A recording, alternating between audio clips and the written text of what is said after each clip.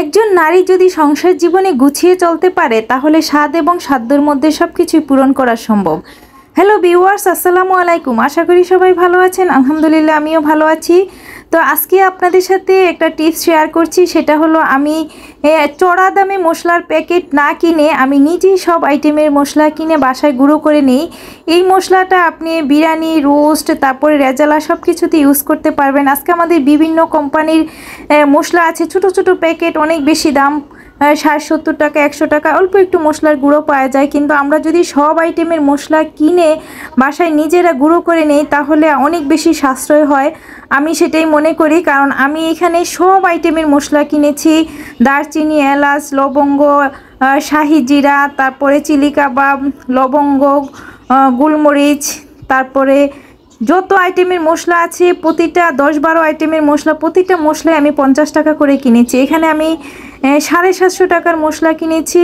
তো সাথে আমি একটু শুকনো মরিচ দিয়ে দিলাম, এটাতে মশলার কালারটা অনেক সুন্দর আসবে, কারণ সব কিছুই তো মশলা এটা কালচে হয়ে যায়, মরিচটা দিলে একটু কালারটা সুন্দর থাকে।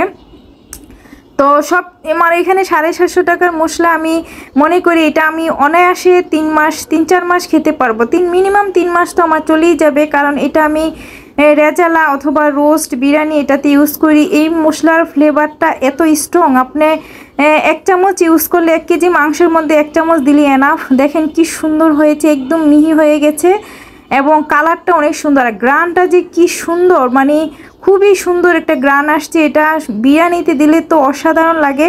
তো আমি তারপরে একটু চেলে নিচ্ছি, দেখি যেহেতু দারচিনিটা একটু দানা দানা থাকে, সুজি সেজন্য আমি একটু চেলে নিচ্ছি যাতে একদম মিহি হয় সুজিটা। আবার একটু যে সুজিটা থাকবে এটা অন্য সময় শিলপাটাতে বেটে খাওয়া যাবে। তো যাই হোক, আজকে এত আইটেমের মশলা করেছি, সাথে তো একটা কিছু করতে হয়। আমার ময়নার জন্য চিকেন ফ্রাই করছি। এখানে আমি চিকেনটা পরিষ্কার করে ধুয়ে নিয়েছি। এখন চিকেনটাতে আমি সব ধরনের মশলা দিয়ে এটা কমপক্ষে 3-4 ঘন্টা ম্যারিনেট করে রাখবো।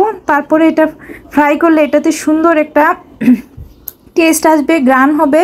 তো আমি সব ধরনের মশলা দিয়ে দিচ্ছি। এখানে আদা বাটা, রসুন বাটা, ধনিয়ার গুঁড়া, জিরার গুঁড়া, একটু ভিনেগার দিয়ে দিলাম যেটা টক দইয়ের কাজ করবে। আমার বাসায় যেহেতু টক দই ছিল না, এই তো সয়ার সস দিয়ে দিলাম, তারপরে টমেটো সস, আদা বাটা, রসুন বাটা। এই চিকেনটা যত সময় নিয়ে আপনি ম্যারিনেট করে রাখতে পারবেন তত এটার টেস্টটা ভালো আসবে। তো আমি এটা আসলে ম্যারিনেট করে ফ্রিজে রেখে দিব। একদিন থাকবে, আমার 1 রাত তো থাকবে, তারপরের দিন এটা ফ্রাই করব। তো এইভাবে ফ্রাই করলে আসলে ফ্রাইটা আমি পরবর্তী ভিডিওতে দেখাবো, কারণ আজকে ফ্রাই দেখাতে গেলে অনেক বেশি বড় হয়ে যাবে ভিডিওটা। তো আমি এটা ম্যারিনেট করে যেহেতু রেখে দিব, তাই এটা এখন আর ফ্রাই করব না। তো এইভাবে আসলে চিকেনটা বেশি টাইম নিয়ে ম্যারিনেট করে রাখলে চিকেনের মানে ভিতরে সব ধরনের